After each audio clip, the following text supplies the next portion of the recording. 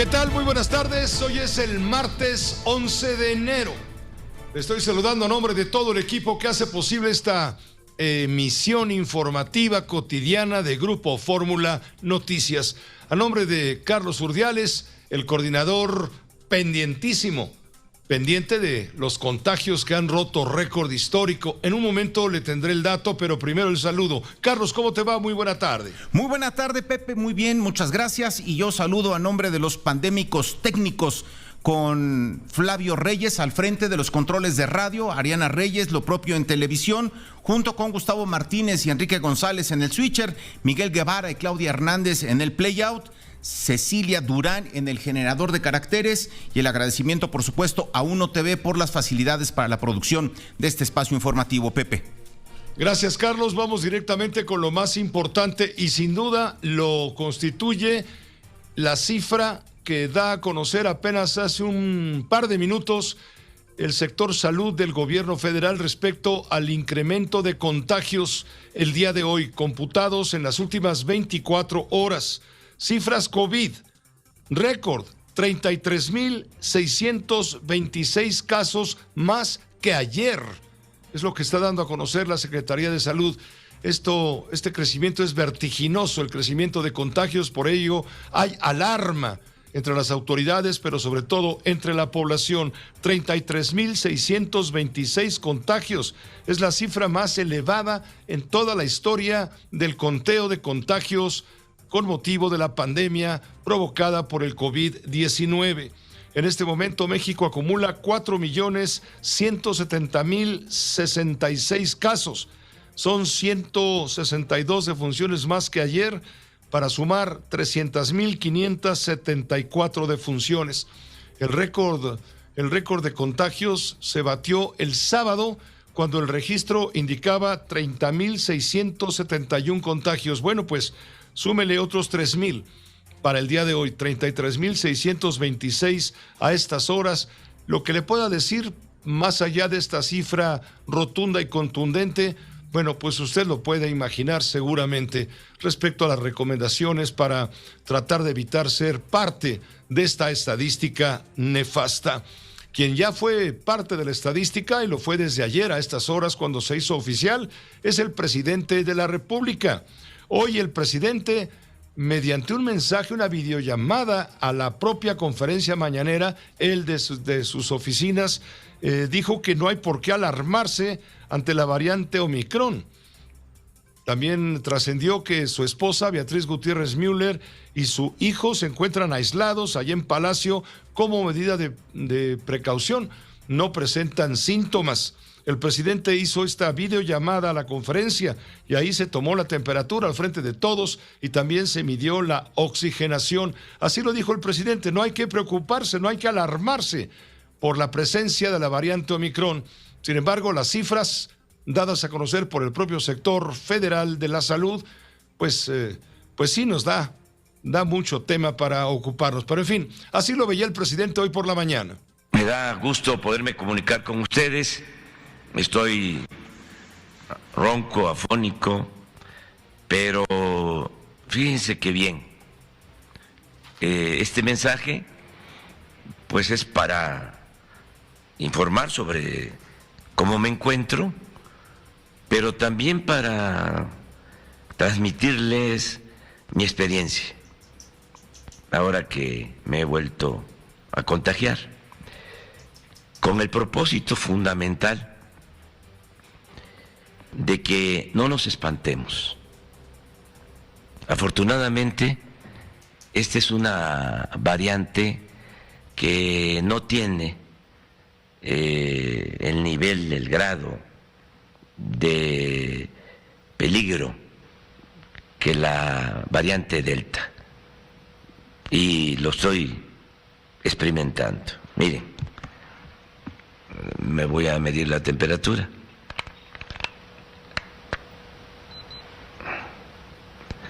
36,1, así he estado. No he tenido calentura. Oxigenación 96. ¿Qué es lo que tengo? Ardor en la garganta. Es como una gripa con ronquera, un poquito de dolor de cuerpo al principio. Estoy tomando paracetamol y me siento bastante bien. El presidente de la República utilizó un micrófono ultrasensible muy cerca de la boca para poder emitir el mensaje sin mayor esfuerzo a su garganta, que él mismo dice está lastimada, tiene dolor, está con ronquera. Pues el presidente tiene suerte, no está en la estadística de los 33,626 contagiados que todavía no han podido obtener, algunos de los cuales todavía no han podido obtener el acceso a las pruebas para corroborar el contagio de manera formal, de manera médica. Asegura López-Gatell precisamente que la escasez de reactivos para llevar a cabo las pruebas de COVID se está registrando no solamente en México no hay suficientes, pero tampoco, dice Gatell, en el mundo. Es la táctica política para decir que no estamos mal, y si estamos mal, los otros están igual o están peor. Esto dijo López-Gatell. Si todas las personas que tienen tos, que tienen dolor de garganta, se aceleran a ir por una prueba COVID, lo que va a ocurrir es que se van a angustiar porque van a estar en una fila en un laboratorio público o privado esperando recibir una prueba COVID. Pero además le van a restar la oportunidad de tener una prueba COVID a una persona que por razones médicas es imprescindible que se determine si tiene o no COVID. Insisto, la escasez de pruebas es mundial. Entonces, diversos gobiernos, incluido Estados Unidos, incluido varios países europeos, estamos haciendo un llamado a tener claridad de lo que dijimos al inicio de la epidemia. Si se tienen síntomas, tos, dolor de garganta, ronquera, disfonía se llama médicamente, fiebre incluso, hay que pensar en que se tiene una infección respiratoria. En el invierno se pueden tener otras enfermedades respiratorias. Yo mismo tuve otra enfermedad respiratoria, tuve un catarro común la semana pasada y por eso no vine. Pero hacerse la prueba no va a modificar nuestra decisión de aislarnos para proteger a otras personas de contagiarse. Esto asegura el doctor Hugo López-Gatell, el subsecretario de Prevención y Promoción de la Salud, precisamente de la Secretaría del Ramo. En la línea telefónica tenemos contacto, y lo agradecemos muchísimo, con el doctor Alejandro Macías. Él es infectólogo, catedrático de la Universidad de Guanajuato, investigador nacional de nivel 3, el más alto nivel en la consideración de la excelencia en la investigación. Fue excomisionado de la influenza A1H1N1, ¿se acuerda? En el año 2009. Pero estamos en contacto con el doctor Macías. Alejandro, muchas gracias por aceptar la llamada. Creo que es muy interesante todo lo que pudieras comentarnos, por favor, acerca de lo que tú mismo has considerado importante respecto a la posibilidad de que la mitad de la población en México, para dentro de unas semanas, podría estar contagiada por esta variante Omicron. ¿Cómo estás? Muy buenas tardes. Hola, Pepe, me da mucho gusto con tu auditorio. Sí, es muy importante entender que esta enfermedad, si bien suele ser leve, va a infectar a un gran número de personas. Nunca, para decirlo en términos claros, se haya visto en la historia un virus que entrara con tal fuerza y con tal nivel de propagación. Es una pandemia de una propagación muy rápida, de un virus que escapa generalmente a la inmunidad que ya tienen las personas. El caso del presidente de la República pues, es un buen ejemplo. Ella ya estaba enfermo, ya estaba vacunado, se estaba revacunando precisamente, y a pesar de eso está teniendo la enfermedad. Entonces, es una enfermedad que va a afectar a muchísima gente, que va a entrar muy rápido y va a infectar muy rápido a un buen número de la población. Por un lado, podría ser, doctor, podría ser que la mitad de la población quedemos contagiados de la variante Omicron en las próximas semanas. Sí, en las próximas semanas es muy probable que así sea, porque hay que decir que aunque, por ejemplo, la Autoridad de Salud está reportando, digamos, unos 30,000 casos diarios, eso no representa ni con mucho el número verdadero de gente que se está contagiando. Hay que recordar que muy poca gente que tiene la enfermedad recibe un diagnóstico vamos a hacer una prueba de laboratorio. La gran mayoría de gente que se infecta no llega a tener un diagnóstico comprobado. México ha reportado, por ejemplo, 4 millones de casos, pero ya podemos decir que hay por lo menos ya infectados en la pandemia unos 80 millones de mexicanos. Entonces, para cada caso que pueden reportar un caso confirmado, hay por lo menos 20 o 30 que no están confirmados. Así que multipliquemos y vamos a ver que el número de gente que se va a estar infectando es muy, muy alto. Dicho de otra manera, Alejandro Macías, si está hablando el sector salud federal de 33,626 contagios solamente en las últimas 24 horas, ¿tú multiplicarías esa cifra por cuánto? Por 20 o 30, eso significaría que tendríamos cerca de 1 millón de infectados todos los días, y eso multiplícalo por los días que deban seguir, vas a ver que una buena parte de la población se va a estar infectando en las siguientes semanas.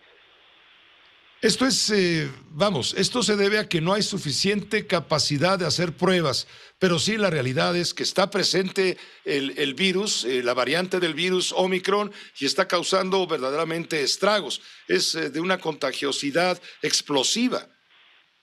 Sí, nunca se había visto en la historia del mundo algo así. Es el virus más infectante, o que se ha infectado no solo con una alta tasa de R0, que se llama el número reproductivo, sino la rapidez con que lo está haciendo. ¿Dirías que es el virus más contagioso en toda la historia de la humanidad desde que se tiene contacto con todo esto? Sí, en lo que sabemos, sí, así es. Es el virus más contagioso al que nos hemos enfrentado en la historia del mundo, sin duda. Ahora, no hay que dejar de decir que, en efecto, la mayoría de los casos van a ser leves, particularmente en la gente que ya se había infectado antes o que ya había recibido una vacuna. Pero sí debe decirse también que si se van a infectar decenas de millones de personas, aún es posible y es muy probable que ocurra saturación de servicios de salud, alteraciones graves a la actividad económica y, lo que sería más importante, colapso de algunas instituciones en su nivel de atención, que incluyera servicios de urgencias e inclusive algunas terapias intensivas. Eso no podemos darlo por descartado. Es decir, hay peligro de colapso hospitalario para la atención de contagios, a pesar de que la variante no es tan, digamos, tan nociva para la salud, es peligrosa y no podemos descartar, no podemos pensar que es algo muy leve, nada más. Sí, porque me refiero a la actividad económica, las actividades cotidianas y los servicios de salud, puede ser una carga abrumadora en las siguientes semanas. Es por eso importante el mensaje que debe tener la gente, que esto no se ha terminado, la pandemia sigue, hay que cuidarnos todavía. Si nos vamos a infectar muchos, es muy importante que no nos infectemos todos al mismo tiempo, porque eso puede colapsar la actividad económica y las instituciones, que vayamos entrando, digamos, poco a poco. Y el mensaje debe ser, eso no se ha terminado, pero hay que usar cubrebocas, evitar tumultos de personas, los que puedan trabajar desde su casa que lo hagan, evitemos circunstancias en las que haya lugares cerrados, mal ventilados con mucha gente, hay que ventilar los espacios cerrados, al que le toque su vacuna que se la ponga, el que le toque la vacuna de influenza que se la ponga también va a circular la influenza. Entonces sí, el mensaje es, no caigamos en pánico, pero definitivamente todavía hay aquí mucho espacio para la responsabilidad individual. Respecto a la efectividad del cubrebocas, porque son armas que tenemos los ciudadanos para protegernos, además del lavado constante de manos con agua y jabón, la desinfección con los geles antibacteriales, guardar la sana distancia.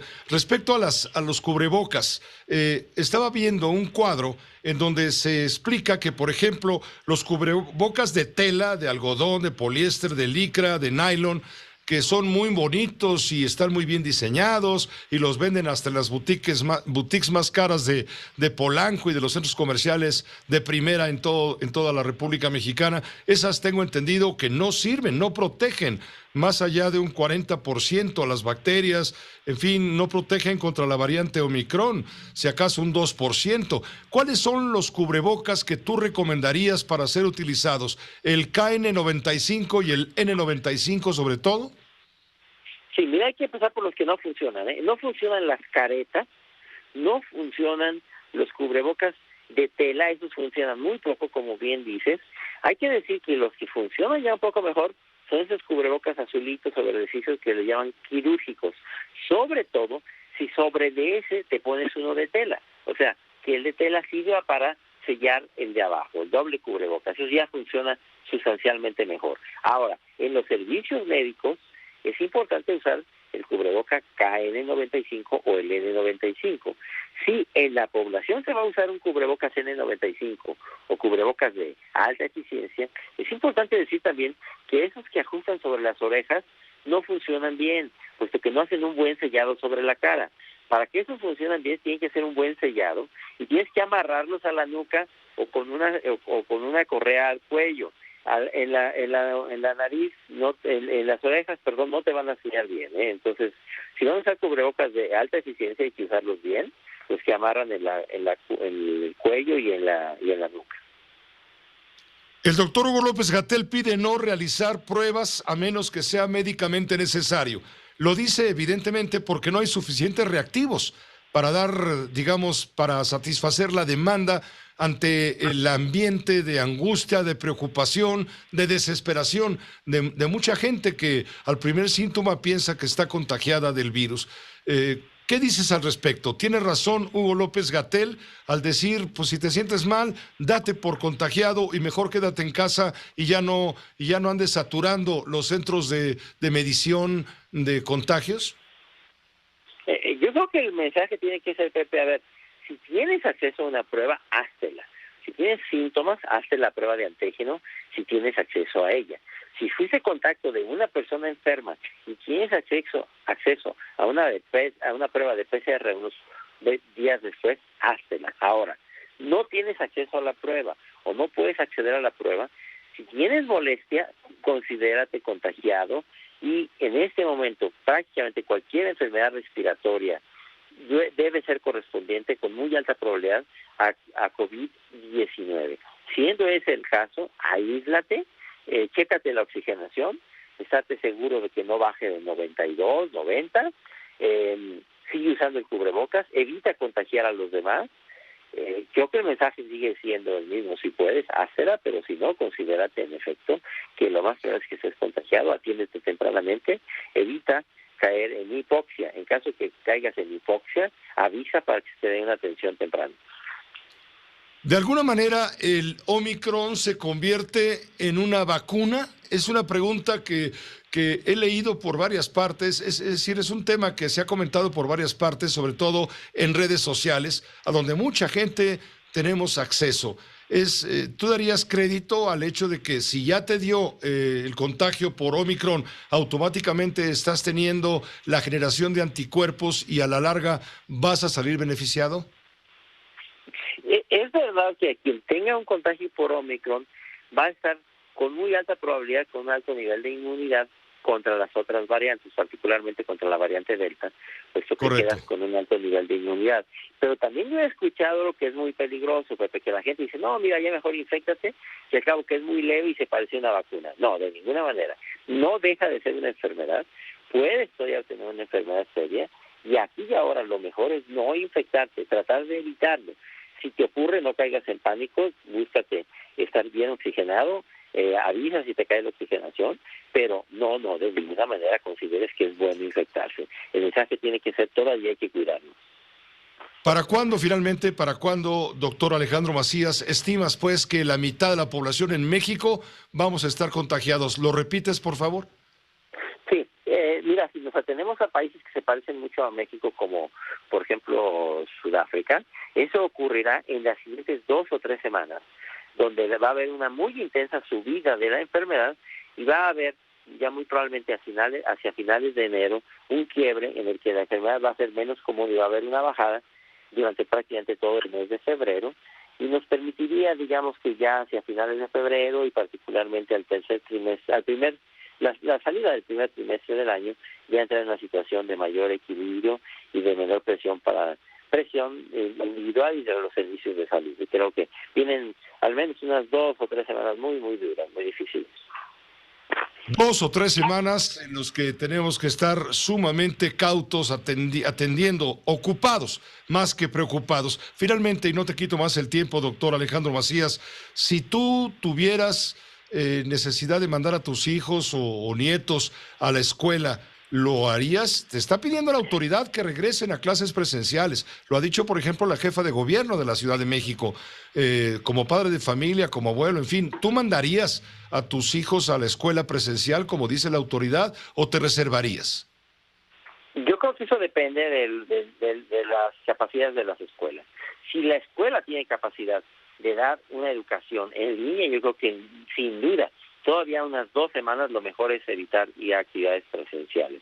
Las escuelas que no tengan esa capacidad tienen que tener la capacidad de ventilar las áreas. No pueden obligar a la gente a que vaya, tienen que atender a la gente que se enferma si no pueden ir, y deben reducir el aforo. Insisto, si tienes en este momento la capacidad de educarte desde tu casa en línea, yo creo que es lo preferible, al menos las siguientes 2 semanas. Doctor Alejandro Macías, estamos muy agradecidos con tus comentarios, tu análisis y tu información compartida con la audiencia de Grupo Fórmula también. Gracias, Pepe, que estén bien, cuídense, buenas tardes. Claro que sí. Noticias, todas las voces.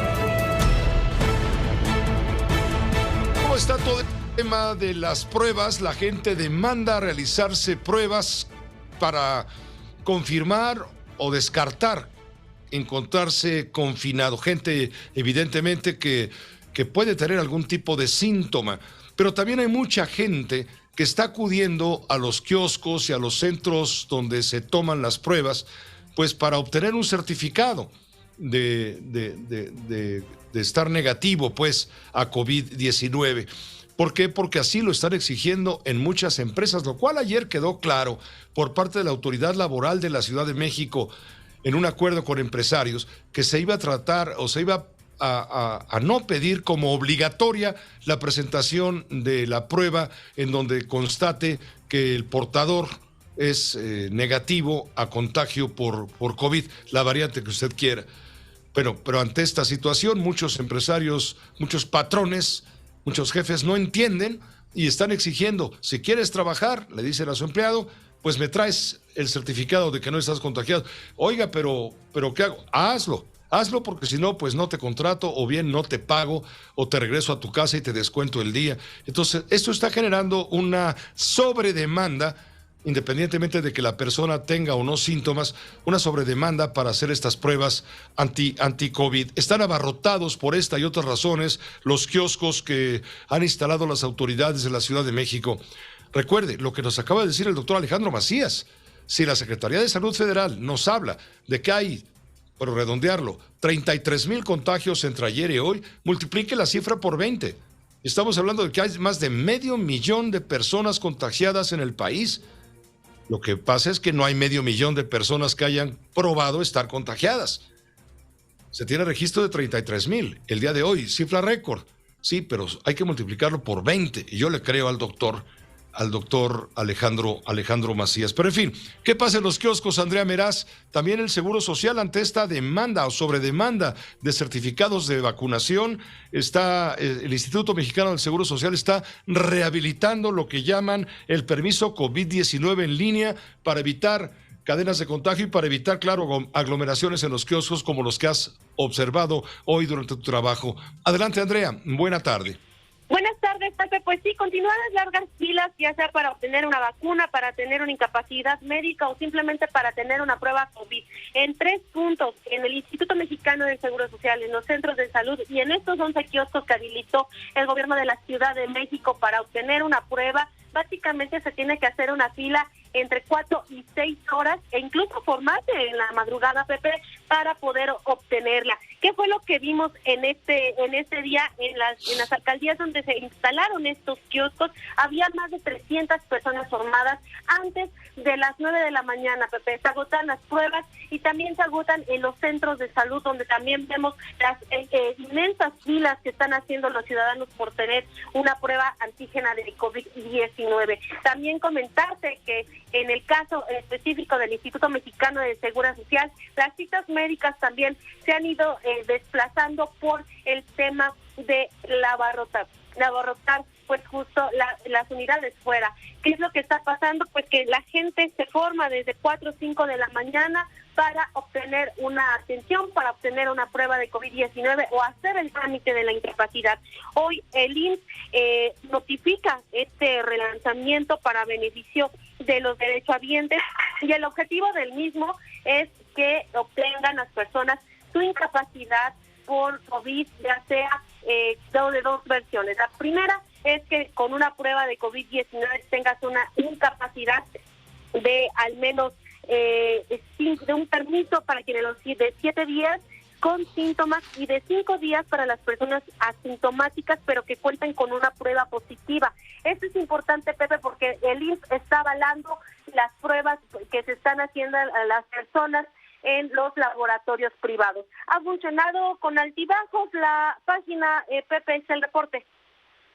Pues ese reporte y muy completo, Andrea Meraz. Está funcionando la página para obtener en línea pues estos certificados para poderlos presentar ante los empleadores. Creo que empieza a dar funcionamiento, según dice el Seguro Social, que ha tenido que relanzar este permiso COVID-19 en línea para justificar eventualmente ausencias. Gracias, Andrea Meraz, por la información.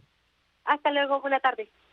Gracias, muy buena tarde. ¿Cómo está la situación en buena parte de la República Mexicana, en Baja California, en Michoacán, en el estado de Nuevo León, en Jalisco? Son puntos clave en donde hoy hemos detectado lo que usted va a escuchar enseguida. Primero que nada, saludo a Rocío Galván. Ella está en Tijuana, Baja California, donde se retorna al semáforo naranja. Rocío, buena tarde. Hola Pepe, te saludo con mucho gusto. Te informo que en Tijuana se han roto récords. Uno, el de la fila, la espera para obtener una prueba contra el COVID-19 en el Instituto Mexicano del Seguro Social, que una persona hizo de hasta 15 y hasta 17 horas, aunque no lo creas. Lo segundo, 4 kilómetros hoy para vacunarse, pues ante el fuerte rebrote, el contagio que hay en esta zona, en donde pues hoy regresamos a semáforo naranja. Esto lo anunciaron ayer las autoridades, tanto el secretario de Salud como la gobernadora del estado, Marina del Pilar Ávila. Quiero decirte que el secretario de Salud, el doctor Medina Amarillas, dijo que son cifras históricas de contagio las que se están viviendo en Baja California. Esto todavía no se ha dado como traducción en números en cuanto a las ausencias en las empresas, en cuanto a la cuestión laboral, pero lo que podemos informarte es que hay un gran número de contagios, que en algunos laboratorios incluso ya se agotaron las pruebas, a laboratorios particulares, Pepe, y bueno, pues esa es la situación que te platico hasta el momento. El semáforo naranja reduce los aforos a 50% y de acuerdo con el titular de salud, esto también pues va a reducir la posibilidad de contagio de las personas. Es la información, Pepe, te saludo como siempre con mucho gusto. Gracias. Igualmente, gracias a ti, Rocío Galván, por esta información puntual. En Michoacán detectan 4 casos de algo que los médicos llaman flurona. La flurona no es sino la combinación de la gripe combinada con la influenza, y el COVID. Tenemos el saludo de Yosimar Lara, de Raza Informa, en colaboración especial con Grupo Fórmula Noticias. Yosimar, adelante, ¿cómo te va? Buena tarde. ¿Qué tal, Pepe? Te saludo con gusto para informarte que en Michoacán se detectaron 4 casos de flurona, es decir, que tienen gripe y COVID al mismo tiempo, pero por el momento se encuentran 3 pacientes asintomáticos y 1 con síntomas menores, aunque todos están aislados, así lo informó el titular de la Secretaría de Salud en el estado, Elías Ibarra Torres. En entrevista, el funcionario estatal comentó que los casos se registraron en el municipio de Apatzingán con 2 pacientes, uno en Tuzantla y otro en Lázaro Cárdenas, los cuales tienen el antecedente de haber viajado a Estados Unidos y a Tijuana recientemente. El secretario de Salud estatal detalló que en estos 4 casos tienen vacuna contra el COVID-19 y no tenían antecedente de haberse contagiado antes del virus de SARS-CoV-2. Ibarra Torres explicó que es muy pronto para definir la evolución de la flurona en el estado de Michoacán, porque los 4 casos están prácticamente asintomáticos y podría suceder como cuando comenzó la pandemia, que había casos de contagios simultáneos de COVID y dengue, los cuales no se agravaron más que el propio coronavirus. Hasta aquí mi reporte, Pepe, regreso contigo. Muchas gracias Yosimar Lara, gracias a Raza Informa. Y bueno, vamos a Nuevo León, allá se encuentra César Rojas. César, nos informan que el gobernador del estado, Samuel García, allá en Nuevo León, está prohibiendo a los empleados asistir a eventos sociales para evitar más contagios. Te escuchamos, adelante, buena tarde. Hola, ¿qué tal, Pepe? Me da mucho gusto saludarte. Así es, tras el alza de casos de COVID-19 aquí en Nuevo León, a causa de la cuarta ola, el gobernador del estado, Samuel García, prohibió a los empleados de gobierno asistir a eventos sociales, bodas o lugares que puedan ser fuente de contagios. Esto lo dio a conocer esta semana a través de sus redes sociales, donde lanzó una advertencia para todo su gabinete y equipo de trabajo para apoyar en la disminución de casos. A través de un video se puede ver al gobernador sentado en su despacho escribiendo un documento donde prohíbe a los empleados del gobierno asistir a reuniones y en caso de que no cumplan con lo solicitado, podrían ser removidos de su cargo. Pues con ganas de poner el ejemplo, les comparto que en unos minutos voy a circular por todo el gobierno una circular que les voy a mostrar para prohibir eventos sociales por parte de la burocracia. En este documento circulado ya entre funcionarios del gobierno, Samuel García hace el señalamiento que el alza de casos en Nuevo León se trata de un relajamiento en las medidas sanitarias durante las fiestas de esta época decembrina. Cabe mencionar que con la llegada de la variante Omicron aquí a Nuevo León, los contagios se han disparado al alcanzarse en los primeros días de enero más de 22,000 casos positivos. Ese es mi reporte, Pepe. Saludos desde Monterrey. Gracias, César. Saludos desde la Ciudad de México y en Jalisco. Se va a exigir certificado de vacunación para entrar a casinos, a bares, a estadios, a conciertos y sobre todo a mayores de edad. Esto ya lo intentaron en Tijuana y resulta que fue tal la confusión que finalmente se tomó la medida de que no, espéreme, era una recomendación, no era obligatorio. Se está adoptando en Tlaxcala también con no muy buenos y eficaces resultados. Ahora lo quieren imponer en el estado de Jalisco. Marc Hernández, te saludo, muy buenas tardes.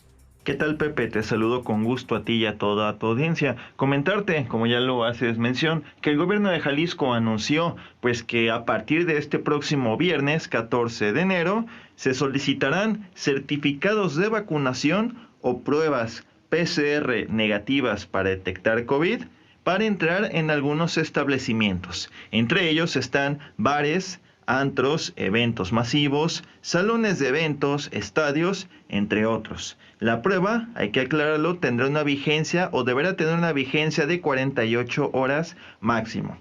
Esto con el fin, pues, ya ha levantado algunas manifestaciones, algunas quejas, ya que, pues, justamente un grupo de personas, no más de 20, hay que ser claros, se manifestaron en Casa Jalisco, a la afuera de Casa Jalisco, en contra de estas medidas aprobadas, al considerarlas, pues, no obligatorias. Pues así la situación. El gobierno de Jalisco, reitero, anunció la solicitud de certificados de vacunación y pruebas PCR negativas para entrar a distintos establecimientos y comercios. Un saludo, Pepe. Un saludo, Marc Hernández, gracias por este reporte puntual.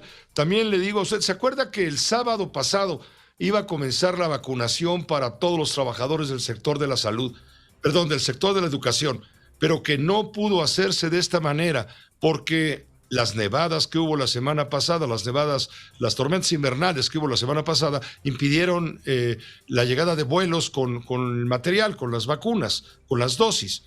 Bueno, pues resulta que ya llegaron y ya se recalendarizó la situación y ahora a los maestros les van a empezar a reforzar las vacunas a partir de mañana miércoles, según revela la jefa de gobierno de la Ciudad de México, a partir de mañana. Y están planeando exactamente cómo calendarizar para dar aviso pertinente en su momento a todos los maestros o trabajadores del sector de la salud. Tómenlo en cuenta.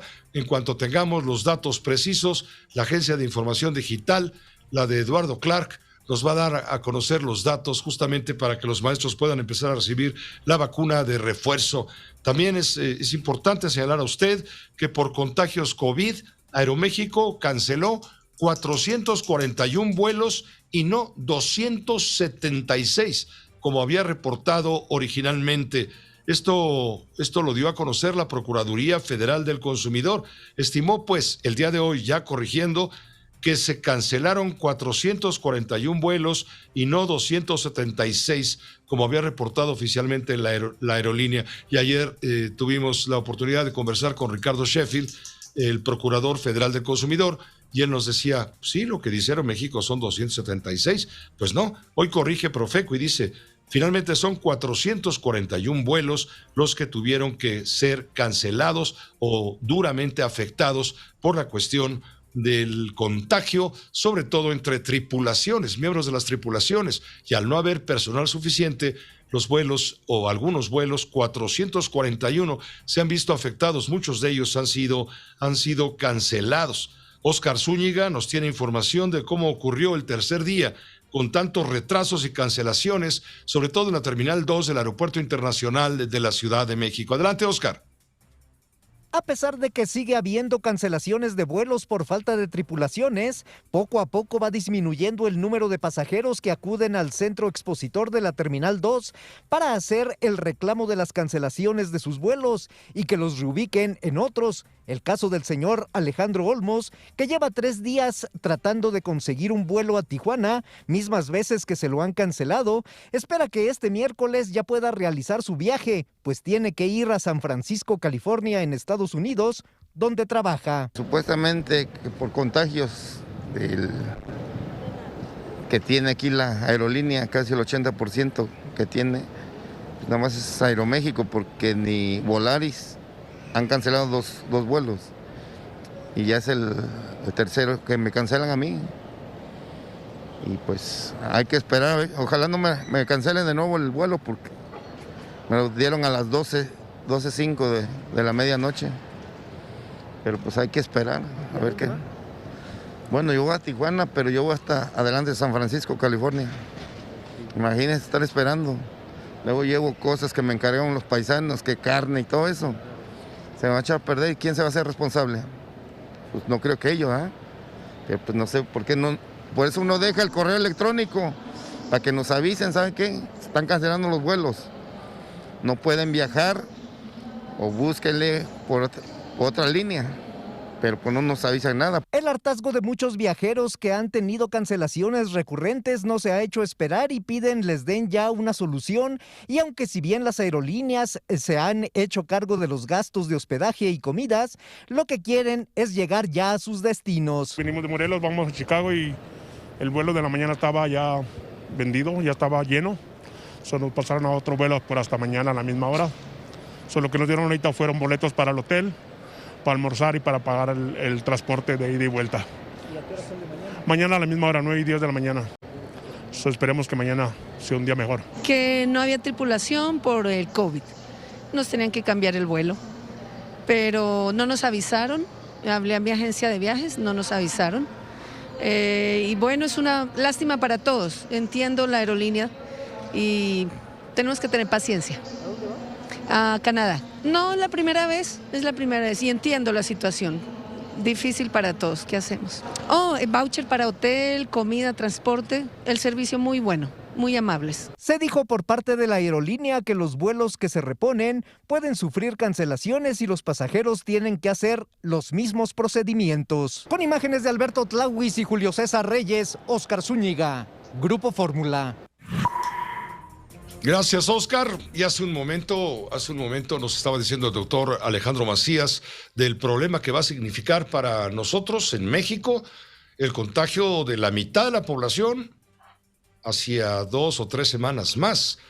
Es la consecuencia, son los platos rotos de la cena de Año Nuevo y de las cenas de Navidad. Y esto no lo digo yo, lo dice Oliva López Arellano, la secretaria de Salud del gobierno de la Ciudad de México. Estamos pagando los platos rotos de las fiestas de fin de año sobre todo, y se viene acumulando todo esto, y con el profuso contagio por la variante Omicron, en 2 o 3 semanas más, medio México va a estar infectado, contagiado pues con la variante, que si bien no es letal ni con el grado de peligrosidad que variantes como la variante Delta, la Alfa, en fin, la Beta, sigue siendo un problema de salud pública que tiene que ser atendido rigurosamente, desde luego, pero vamos haciéndonos a la idea de que medio México va a estar contagiado. Pues no solamente medio México, resulta que la Organización Mundial de la Salud está alertando que más de la mitad de la población que habita en el continente europeo podría estar contagiada con la variante Omicron ya a estas alturas, y eso se irá notando conforme transcurran los próximos días. Europa ha notificado más de 7 millones de nuevos casos en la primera semana. En la primera semana de 2022, 7 millones de nuevos casos. La Organización Mundial de la Salud en Europa calcula que más del 50% de la población de la región se infectará con la variante Omicron del COVID-19 en las próximas 6 a 8 semanas. La variante ya está presente en 50 de los 53 países de Europa y Asia Central. En la primera semana del 2022, en la región hubo 7 millones de contagios, más del doble que 2 semanas antes. Aunque las vacunas siguen siendo eficaces para prevenir la enfermedad grave y la muerte, las hospitalizaciones están aumentando debido al número sin precedentes de contagios. El director regional de la organización, Hans Klug, dijo que ya está suponiendo un reto para los sistemas sanitarios y para la prestación de servicios en muchos países y amenaza con sobrepasar muchos más. I am also deeply concerned that as the variant moves east, también me preocupa mucho que a medida que la variante se mueve hacia el este, veremos su impacto en países donde los niveles de vacunación son menores y donde se darán más casos graves entre las personas sin vacunar. Eso es lo que dice la Organización Mundial de la Salud. Y de China nos llega información. Más de 20 millones de ciudadanos chinos han sido confinados a 2 años exactos de la primera muerte anotada, ocurrida en Wuhan. Ahora casi 20 millones de ciudadanos chinos están bajo confinamiento debido a la pandemia.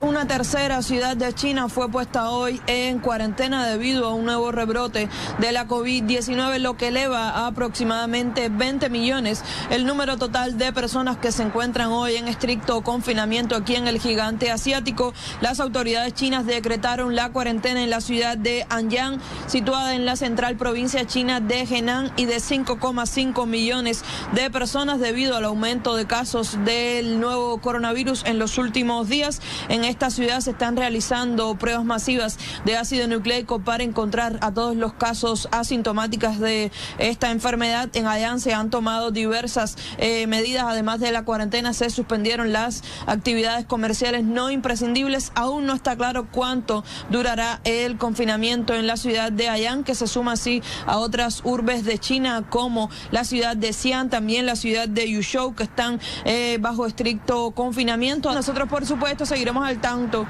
de todos los detalles. Antes de entrar en contacto con el periodista José Yuste, especializado en temas financieros, de negocios, económicos, para que nos explique este tema anunciado hoy desde Nueva York. Citi saldrá de México en su cartera de negocios para dedicarlo a otro tipo de clientela y ya no a la clientela masiva. ¿Qué va a pasar con las cuentas de Citibanamex? ¿Qué va a pasar con todo eso? En un momento nos va a explicar Pepe Yuste, pero primero permítame el contacto con Alberto Hernández Unzón, el meteorólogo de Grupo Fórmula Noticias. Él nos tiene, pues, por supuesto, el panorama climatológico. Mucho frío en buena parte del país. Alberto, un saludo. ¿Cómo te va? Muy buenas tardes todavía. ¿Qué tal, Pepe? Muy buenas tardes. Una masa aire polar cubre gran parte de México y Estados Unidos. Las temperaturas mínimas en las próximas horas en 23 estados de la República por debajo de 5 grados centígrados. Para la Ciudad de México se espera esta noche con una temperatura de sensación térmica de 10 grados centígrados en la zona urbana, pero menores a 4 grados centígrados en zonas altas del sur de la Ciudad de México. La última nevada precisamente en la Ciudad de México fue un 11 de enero de 1967. El aviso norte con velocidades arriba de 80 kilómetros por hora en la zona del Istmo de Tehuantepec. Chubascos, lloviznas y neblinas en zonas de Veracruz, Puebla, Oaxaca, Tabasco y Chiapas. Para el área de Monterrey una temperatura mínima de 7 grados centígrados. Para Veracruz, vientos del norte de 35 a 55 kilómetros por hora. Pepe, muy buenas tardes. Gracias, muy buenas tardes, Alberto Hernández Unzón. La última nevada hace 54 años. Podría repetirse ahora que estamos en el tema del cambio climático. Gracias, Alberto. Vamos con Pepe Yuste, periodista. Él conduce, junto con Mari Carmen Cortés y Marco Antonio Mares, la Fórmula Financiera, que se transmite en nuestras frecuencias de radio y de Telefórmula cuando termina este programa.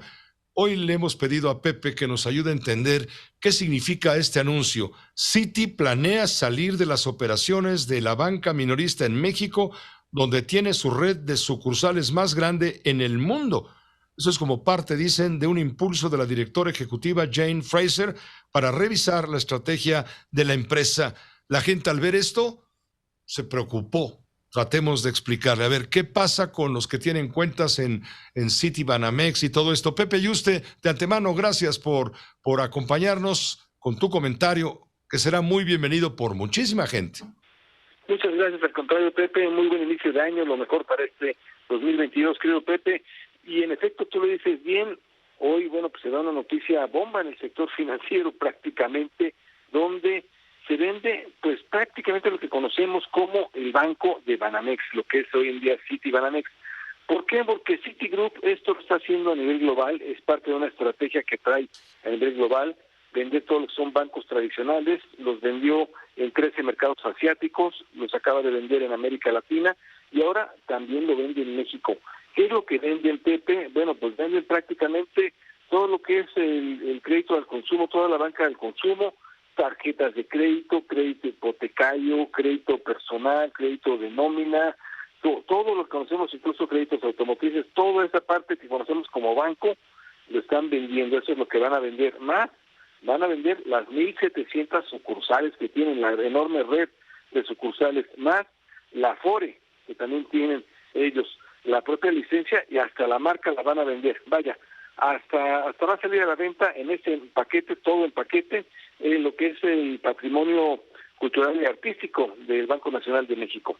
Así, todo eso va a ir en paquete para quedarse con que ellos se van a especializar en realmente lo que es banca de inversión para clientes de un gran patrimonio, muy sofisticados a nivel global, con presencia que tengan en más de 130 países, y hasta allá se van a quedar con estos clientes muy sofisticados que lo necesiten, con grandes corporaciones, es lo que se quiere quedar Citigroup, y por lo pronto pues vende todo lo que es el negocio que conocemos propiamente de banca tradicional, banca al menudeo, banca de consumo, lo venden en México.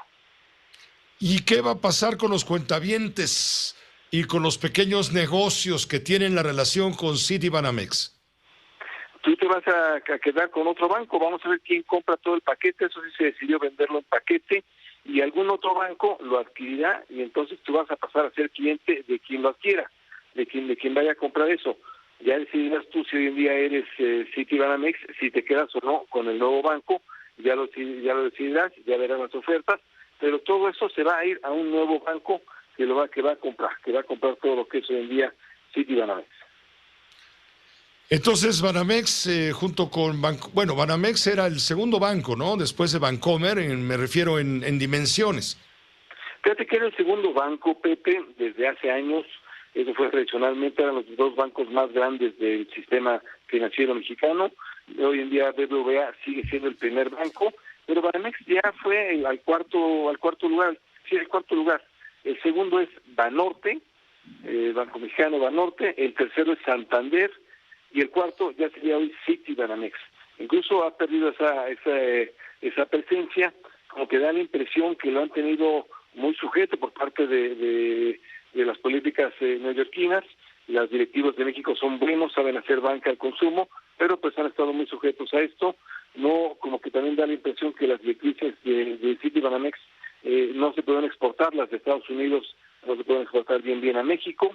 Y bueno, pues hoy en día es el cuarto banco, muy importante, es un banco, como vemos, es de gran trascendencia, más de 137 años, sumamente importante, incluso con el conocimiento de marca que hay de Citibanamex hoy en día en México, pero pues por estas son las razones que hoy en día estamos viendo que están a la venta Citibanamex.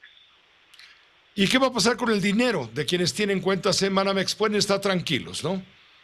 Pueden estar tranquilos totalmente, eso no va a haber ningún problema. Vamos a ver quién adquiere esas cuentas y ya para que quién podría ser quien las adquiera. Puede ser desde un banco mediano con varios inversionistas hasta uno de los bancos grandes. Todavía no hay posibilidades, no se rumora en los medios, en los pasillos de las finanzas particulares, de los banqueros. ¿No se ha hablado al respecto todavía o fue sorpresivo? Sí, fue sorpresivo, pero sí inmediatamente se rumoró. Vaya, los dos bancos más grandes no podrán ser por el tamaño que tienen, no podrían adquirir el Banamex, también es muy grande, vaya, BBVA, Banorte no lo podrían adquirir, quizá Santander, quizá Scotiabank, quizá HSBC, Inbursa, vaya los otros bancos que quizá Azteca, y vamos a ver bancos medianos, pero lo más seguro, Pepe, es que esto tiene que ser rápido, y vamos a ver, porque ahí obviamente el gobierno de la 4T va a meterse de lleno, y vamos a ver cuál va a ser también los requisitos que quiera el gobierno actual para que se venda Citibanamex. Vaya, me explico un poco, quizá no quiera que se venda a un extranjero, sino que se recupere para un capital mexicano. No sé, vamos a ver, eso es lo que se está rumorando. De ahí podría ser también un grupo mediano con inversionistas, pero estamos hablando de un banco que debe valer pues no menos de 14, 15 mil millones de dólares, o sea que no va a ser una venta interesante. Muchas gracias, Pepe Yuste. Estaremos contigo y dando seguimiento a esta nota, sin duda, bomba, como empezaste diciendo. Buenas noches. Buenas noches, Pepe. Un buen año. Gracias. Buen año para ti también. Lo escucharemos con mucha atención a Pepe Yuste al rato en la Fórmula Financiera, aquí en Grupo Fórmula. Una pausa muy breve. Regresamos con usted. José Cárdenas informa. Todas las noticias, todas las voces.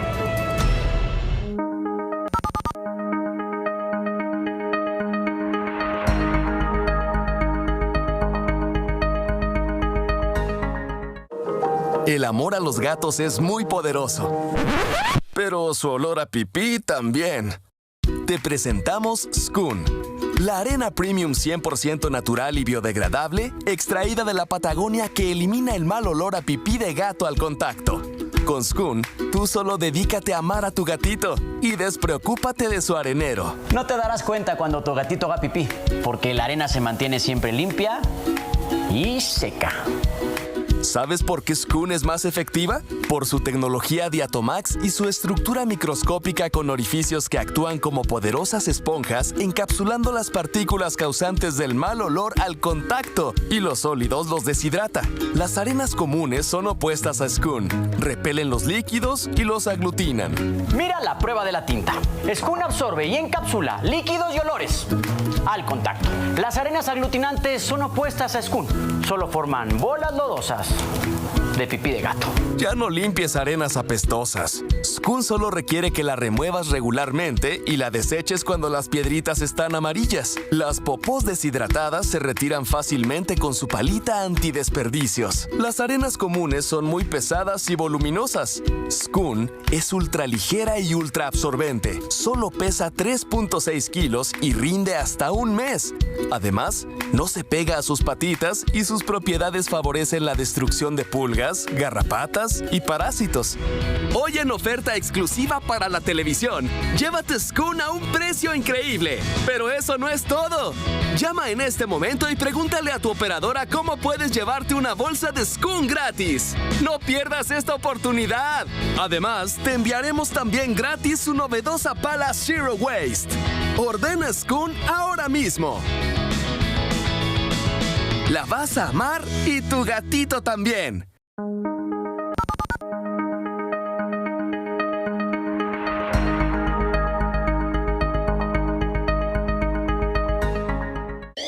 México se transforma. El presidente Andrés Manuel López Obrador reafirmó el compromiso de concluir este año la construcción del Aeropuerto Internacional General Felipe Ángeles y la refinería Dos Bocas. Sobre el nuevo aeropuerto en Santa Lucía, Estado de México, dijo que será inaugurado el 21 de marzo. Precisó que actualmente el avance es del 78% y los trabajadores de construcción permanecen las 24 horas del día. Así, México se transforma. La fórmula es Orbañanos, lunes a viernes, 17 horas en Grupo Fórmula.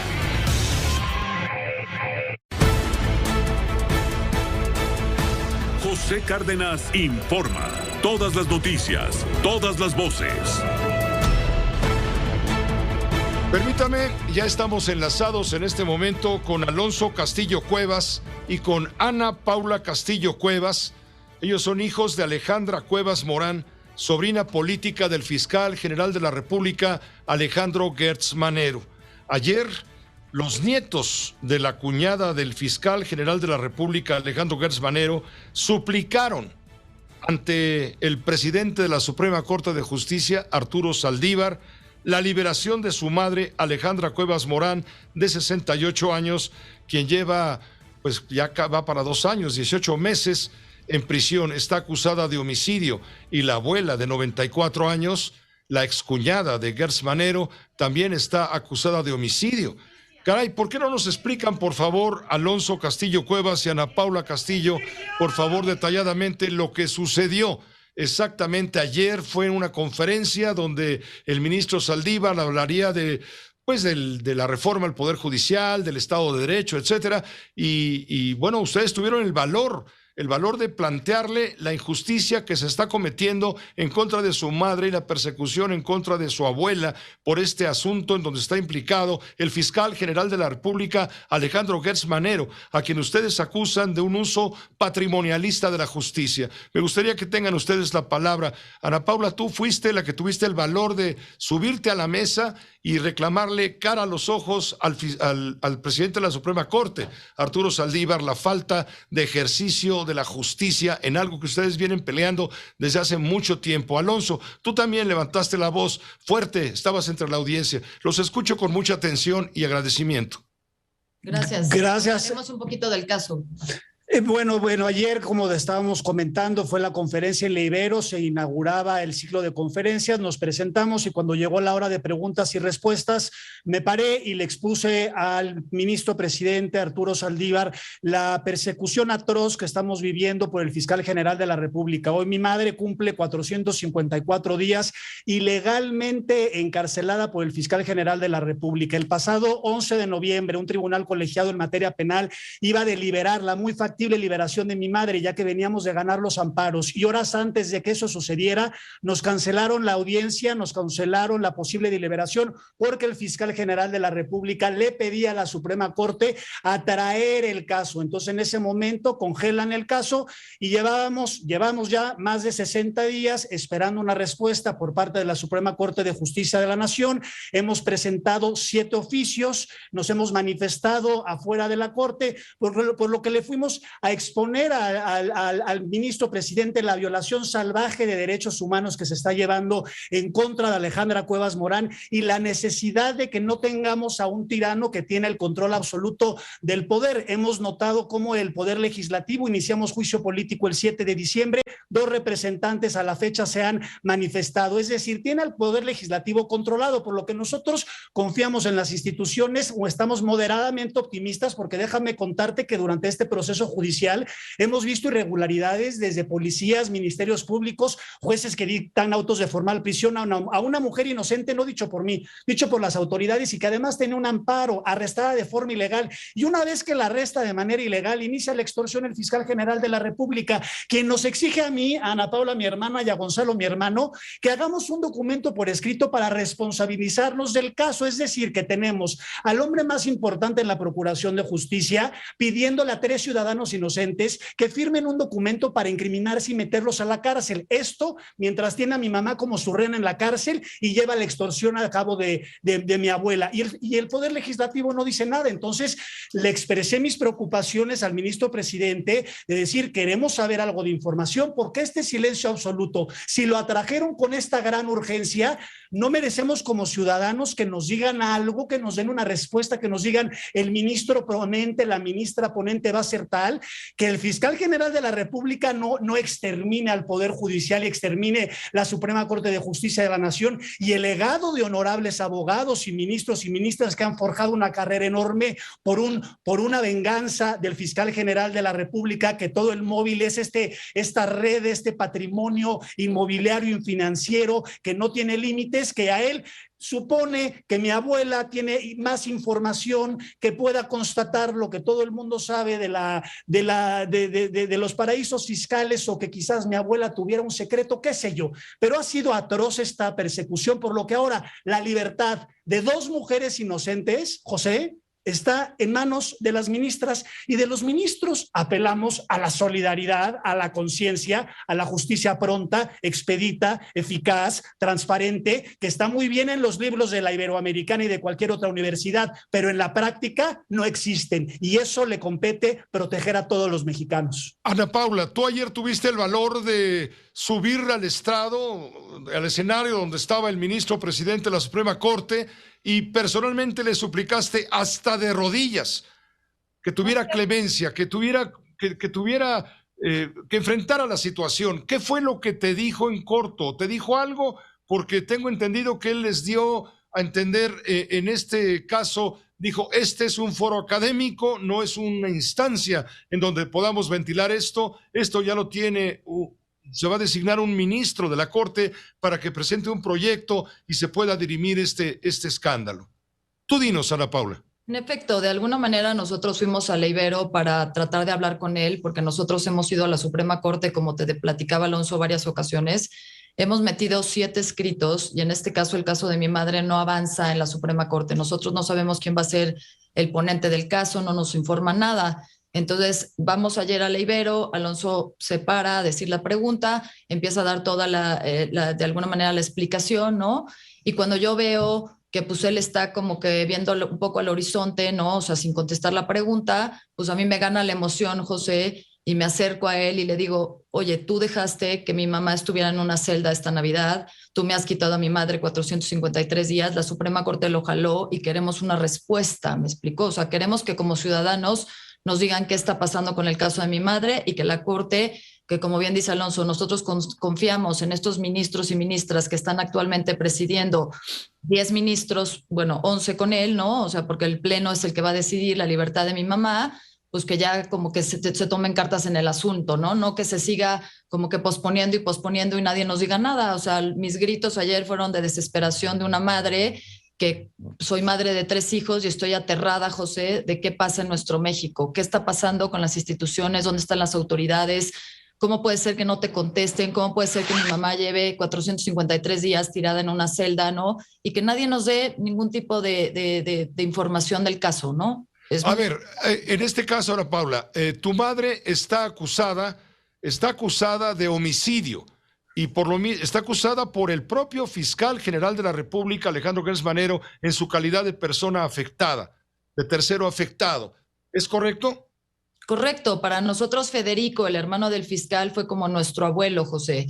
Mi abuela fue pareja de Federico, el hermano del fiscal, más de 50 años. Nosotros siempre vimos a Federico de alguna manera como una pareja de mi abuela y era nuestro abuelo. Federico enferma, se le habla al fiscal, en el hospital. El fiscal Gertz está acusando a tu madre a quien fue su pareja y a tu madre de haber participado en un homicidio de su hermano Federico, ¿correcto? Correcto, así es la acusación, pero pues sin embargo mi mamá, como bien dices tú, ni siquiera nunca vivió en esa casa. Aquí como un segundo, aquí me parece que es importante como precisión, vamos a regresar un poco en el tiempo, era 2015, verano de 2015, en donde Federico tenía 82 años y mi abuela tenía 88 años. Mi abuela nota que Federico tenía un marcapasos en el corazón, tenía problemas de demencia, varias condiciones médicas, por lo que contrata a 2 enfermeros profesionales para que la ayuden. Pasan un par de días y le habla a su cuñado, Alejandro Gertz Manero, de más de medio siglo. Oye, Alejandro, sigo notando que tu hermano Federico sigue malo, no te preocupes, Laura, ahorita mismo te voy a mandar al jefe de servicios médicos de la Universidad de las Américas y a otro doctor de la universidad, de la cual era rector, y a un geriatra para que se encarguen de la salud de mi hermano. Mi abuela, mi yaya, dijo, perfecto, gracias. Llegan los doctores de Alejandro ese 24 de agosto de 2015 y toman el control exclusivo de la salud de Federico desde ese 24 hasta el 29 de agosto. Cuando llega una semana después que estuvo el fiscal, que estaban las hijas del fiscal, llega el fiscal sin orden de cateo, como se ha comprobado en el juicio, toman fotografías, documentos y sustrae de forma violenta a su hermano Federico de una cama hospitalaria que está en la sala. Y cuando mi abuela se acerca, le dice, ¿qué estás haciendo, Alejandro? Me lo estoy llevando porque me lo estás matando.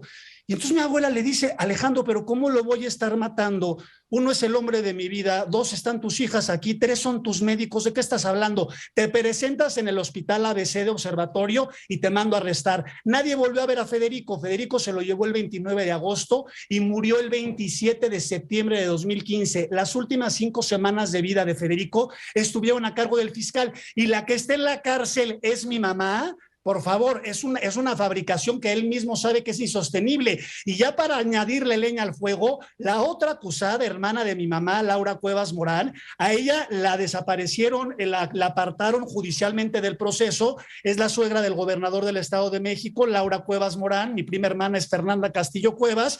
Y algo habrá negociado el fiscal, porque cuando se inició la extorsión fue a través del gobernador del Estado de México, Fernando Díaz, y así es como se lleva a cabo esta extorsión, más la llamada telefónica que tengo en mi poder, en donde el propio fiscal es quien nos exige que nos incriminemos con un delito que fabricó. Nosotros, José, estamos clamando justicia. Este caso rebasa a Alejandra Cuevas Morán. No puede ser que la Procuración de Justicia esté en manos de un delincuente peligroso, siniestro y vengativo como él es Alejandro Gertz Manero. Tiene que haber un consenso de la sociedad, ya que el Poder Legislativo, porque no están dimensionando la gravedad, quizás porque nosotros sabemos quién es y mi abuela lo conoce hace 52 años, aunado al poder absoluto que le da la Fiscalía General de la República con todas las herramientas para destruir a cualquier persona. Tú imagínate como familia, los amparos los impugnó no solo él como parte, los impugnó también a través del Ministerio Público al juez de distrito, es decir, somos interés ya de la Federación nosotros, un caso, ya la Suprema Corte de Justicia de la Nación tiene que dirimir un asunto personal del fiscal general de la República, ya que sirva para algo este precedente que no podemos permitir ni que Alejandro Gertz Manero ni ningún funcionario tenga poder absoluto, porque yo, como estoy viendo las cosas, tiene control del país. El silencio del Poder Legislativo me parece ominoso, por lo que hoy todo es el Poder Judicial. Nuestro apelo a las instituciones a que se fortalezca y que las ministras y los ministros cesen esta atrocidad, porque bastará que una persona con una ápice de integridad abra el expediente y se dé cuenta de la violación absoluta en contra de los derechos humanos de Alejandra Cuevas Morán, de Laura Morán Servín y de toda mi familia. Y recordemos que él empezó la acusación de homicidio por omisión de auxilio, es decir, que no lo habían cuidado bien, pero si eran los propios médicos de Alejandro quienes los estaban cuidando. Alejandro secuestró a su hermano del hospital, José, y mi mamá es la que está en la cárcel. Y hay un dinero de por medio, ¿verdad? No hay ningún dinero de por medio. Siempre estuvo clarísimo desde que mi abuela estuvo con Federico que el heredero universal siempre iba a ser Alejandro Gertz Manero. Lo que sí hubo que nosotros encontramos fue un estado de cuenta de casi $8 millones del banco suizo Julius Baer, que tiene una sede en el paraíso fiscal en Panamá, que correspondía obviamente a Federico Gertz Manero, y presentamos no solo al doctor Nieto Castillo en su momento el escrito y la información y la evidencia, sino también ya se le entregamos al licenciado Pablo Gómez. Entonces, ese patrimonio inexplicable, a ver, el departamento de París lo compra con triangulaciones de la Universidad de las Américas, bienes inmuebles en la Ciudad de México, le encuentran departamento en Nueva York, le encuentran departamento en Santa Mónica, y el periodista le pregunta, oiga, ¿y por qué no declara su patrimonio? Y el fiscal dice, porque me pueden extorsionar. Bajo ese raciocinio, entonces ningún funcionario lo haría, y el fiscal le da a entender así como, bueno, es que quizás nadie tiene un patrimonio tan monumental, no, esa no fue la palabra, pero eso es lo que tiene, sí. Y por eso ha llevado a cabo la devastación de mi familia. Es una atrocidad que de verdad, que ojalá sirva, porque nosotros ya constituimos una asociación civil, Libertad para Alejandra, que se va a encargar de casos como este, en donde te violan el debido proceso, te meten a la cárcel, habrá la persona que sí secuestró, pero habrá la persona amiga de mi mamá que se robó un frutzi y lleva 4 años, y la misión de nuestra fundación va a ser esa, empezar a tener a la gente a liberar y que no pasen por abusos de poder de esa categoría. Pues les agradezco a ambos, Alonso, a Ana Paula, les agradezco mucho a Gonzalo también, a quien no saludé hace un momento que estaba ahí presente. Aquí está al lado escuchando, que te manda un fuerte abrazo. Sí, estaba ahí, no lo mencioné por una omisión, imperdonable. En fin, les agradezco mucho que nos hayan permitido conocer de viva voz lo que están padeciendo tu madre, su hermana y tu abuela. Su hermana no, a su hermana la quitaron. A su hermana la quitaron. Habrá que preguntarle al gobernador Alfredo del Mazo qué negoció con el fiscal general de la República. Correcto, lo haremos en su momento porque el caso, claro que sí, merece toda nuestra atención. Y claro, lo de tu abuela de 94 años. Les agradezco muchísimo. Dejamos esto, que lo escuche la opinión pública, que se forme su propio punto de vista, que es lo que merece este asunto. Y les pido, por favor, que estemos en contacto permanente para ir dándole seguimiento a este asunto. Ana Paula, te seguimos ayer con mucho interés por esto que dices, me ganó la emoción. Pues sí, qué bueno que te ganó la emoción y ojalá nos gane a los mexicanos la emoción con más frecuencia para reclamar justicia. Muchísimas gracias a ambos por estar aquí. Gracias, José, un gusto. Gracias. Buenas noches. Hasta luego, muy buenas noches. Vamos a una pausa y lo platicamos todo esto con mi compañera María Amparo Casar.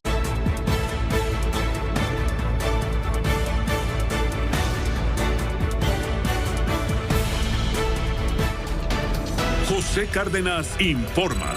Todas las noticias, todas las voces. Tenemos contacto en este momento con la doctora María Amparo Casar, siempre, a todas horas, en su juicio, y ahora la invitamos justamente a comentar lo que acabamos de exponer en voz de los hijos de una mujer que está en la cárcel acusado del homicidio, del hermano del fiscal general de la República, Alejandro Gertz Manero. Toda una trama sumamente compleja que tiene en la prisión por 18 meses ya a la madre de Alonso Castillo Cuevas y su hermana Ana Paula y su hermano Gonzalo.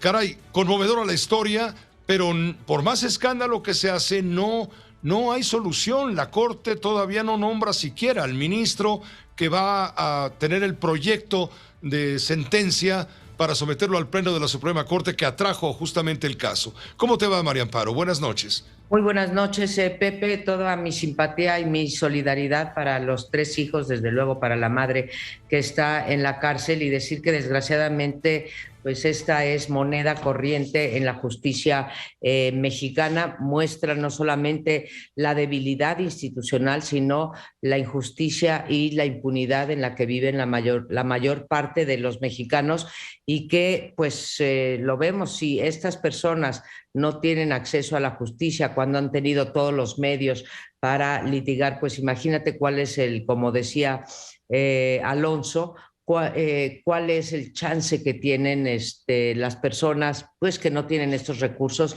para poder llegar, pues no sé, a una gente como tú, ¿no? Las imágenes de ayer en la televisión fueron sobrecogedoras de los hijos Alonso y Ana Paula, pidiendo pues prácticamente clemencia, ya no voy a decir justicia, que eso la deberían de tener todos los mexicanos. Y pues está claro que esto es una persecución política, y es el uso personalísimo de la Fiscalía General de la República para un asunto cuyo trasfondo pues no conocemos, por lo increíble de la historia, ¿no? Acusar a la madre y a la abuela, ¿sí?, de haber cometido un homicidio en contra del hermano del fiscal Gertz Manero, pues suena de ciencia ficción. En términos, comparto absolutamente lo que me acabas de decir, Pepe, el silencio y lo tardío de la respuesta del Poder Legislativo y del Poder Judicial en este asunto que tiene a una mujer, suponemos inocente, más de 454 días. Ahora, si lo enmarco en un panorama, en un escenario de la Fiscalía General de la República más amplio, de cómo llega el fiscal Gertz Manero y pues esto de la autonomía de la Fiscalía, pues no nos las creemos nadie. Es sorprendente que se haya luchado tanto por la desaparición del fiscal carnal y hoy estemos viviendo esto con un fiscal que en varios casos, y bueno, te menciono pero también te menciono el de la Universidad de las Américas Puebla, ¿sí?, en donde ahí hay un conflicto clarísimo de interés, en un caso porque pues Gertz estuvo involucrado en la Universidad de las Américas y en porque es un asunto familiar. Ahora, como yo no paso esto de que la Fiscalía, o no me trago esto de que la Fiscalía es autónomo, porque creo que nadie podemos negar la cercanía entre el fiscal Gertz Manero y Andrés Manuel López Obrador, quizá, te lo voy a decir de esa forma, quizá más de Andrés Manuel López Obrador a el fiscal Gertz Manero, porque en realidad pues las muestras de apoyo público que le ha dado en las mañaneras, diciendo una y otra vez que su desempeño es impecable, que él sería incapaz de cometer una falta ética, una falta de la justicia, pues muy pocos han recibido ese aplauso por parte aún miembros del gabinete, como los secretarios de Hacienda, etcétera. Pues a Gertz Manero lo ha distinguido con palabras pues que ya quisieran muchos miembros de integrantes de su gabinete. Me parece que es imposible entender las acciones del fiscal sin orden o al menos en este caso sin el aval o la aquiescencia del presidente de la República, ¿sí?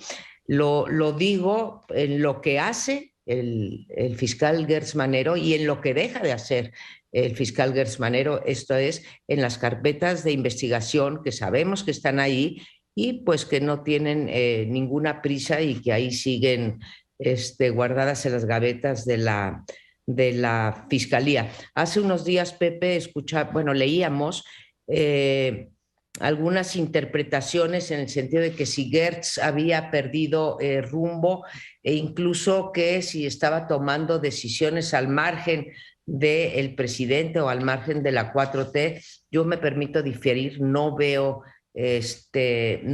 eso. Ahora, ayer o anteayer hablábamos de Rápido, o 6 periódicos abrieron sus primeras planas con Rápido y Furioso. Dime tú, volver a aquel caso de Rápido y Furioso cuando tenemos casos como este que nos platican los hijos de la señora Cuevas, ¿sí? ¿Qué tenemos que estar haciendo con Rápido y Furioso en estos momentos, salvo que se quiera salvar cara de decir, oye, seguimos persiguiendo y aquí tenemos un caso de corrupción? Me parece un despropósito. Hoy escribía también Laida Sansores, que ex investigadora también del CIDE, donde decía que aquí había un clarísimo caso de abuso de autoridad, Pepe, pero es muy triste que estemos hablando de la gran transformación y no solamente se le hayan quitado recursos a la Procuraduría, a la Fiscalía, sino que se le permita al fiscal pues actuar con tal descaro en ciertos casos y, bueno, pues también, como decían, se han abierto una serie de investigaciones periodísticas sobre el propio fiscal y pues de esas, desde luego, pues no sabemos ni sabremos nada.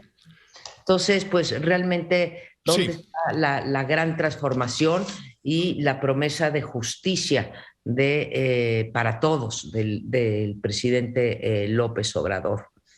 Pues gracias, María Amparo, por este comentario valioso, sin duda. Nos obliga a estar pendientes de la evolución del caso.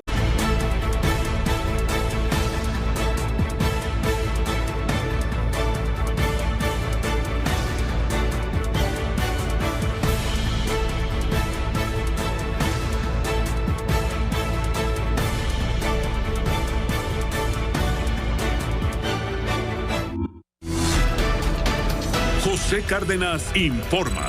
Todas las noticias, todas las voces.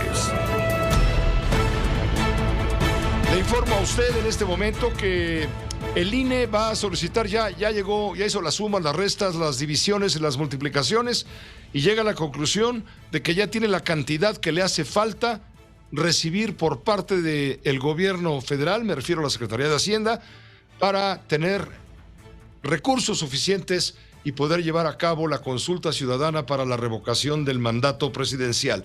El INE va a solicitar a Hacienda 1,738.94 millones de pesos. Contemplan ajustar la capacitación electoral, insumos sanitarios, distribución de materiales electorales, elementos de seguridad de las boletas, entre otras. como fecha límite para que responda Hacienda, el INE le dice 31 de enero, es decir, el último día de este primer mes del año 2022. El proyecto se va a presentar ante el Consejo General del INE. El INE necesita de Hacienda 1.738.94 millones de pesos para llevar a cabo la consulta de revocación. Por cierto, respecto al asunto, comenta el Instituto Nacional Electoral, reporta que ya se cumplió con uno de los requisitos indispensables para realizar la revocación del mandato presidencial, que exige al menos que 17 estados, el 3% de los electores registrados en la lista nominal, respalde el ejercicio de participación ciudadana. Es decir, que ya tienen prácticamente, cualquier momento lo darán a conocer, ya tienen las firmas necesarias para que se lleve a cabo. Están presentando, están verificando si la credencial que usaron fue usada en revocación de mandato sin consentimiento de algunos electores, en fin, pero eso es un detalle que ya comentará el INE en su momento. Y bueno, Sara Pablo está en la línea telefónica, ella tiene el anuncio de los cambios en el gabinete presidencial. Finalmente, aunque el presidente había dicho que ya no habría cambios, pues sí hay cambios. Sara Pablo, no los anunció el presidente porque está contagiado de COVID. El anuncio lo hizo el secretario de Gobernación, Adán Augusto Hernández. Adán Augusto López Hernández. Adelante, Sara, adelante, por favor, perdón. Así es, Pepe, ¿cómo estás? Muy buenas noches.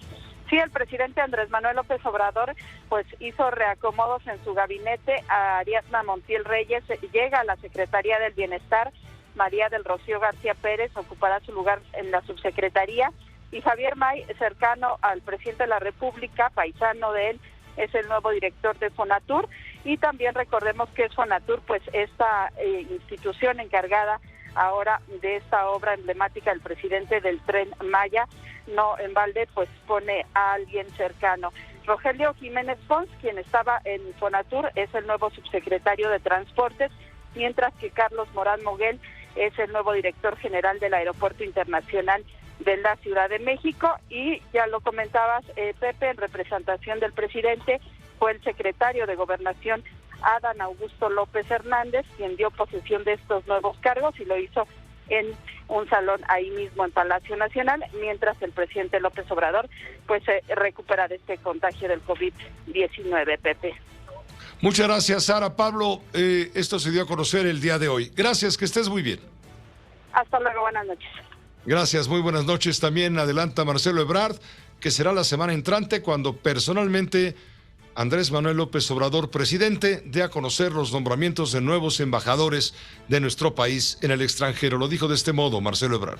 Canciller, ¿es cierto que van a cambiar la dinámica para elegir a los embajadores y cónsules?